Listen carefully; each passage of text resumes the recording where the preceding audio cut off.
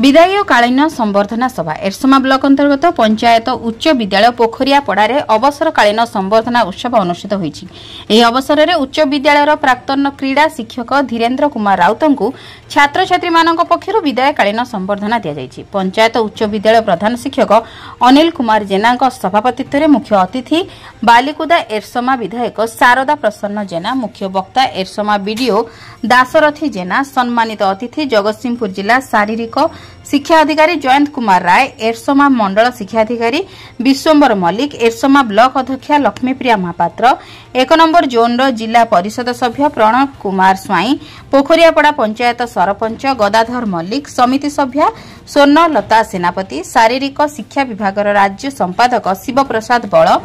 बालियाकणी cluster CRCC Nivedita जेना और पंचायत उच्च विद्यालय पोखरियापड़ार समस्त शिक्षक शिक्षयित्री माने जोग देई श्रीजुक्त राउतंक दीर्घ और निरामय जीवन कामना करथिले। जगतसिंहपुर संतोष मल्लंक रिपोर्ट, जन अधिकार लाइव।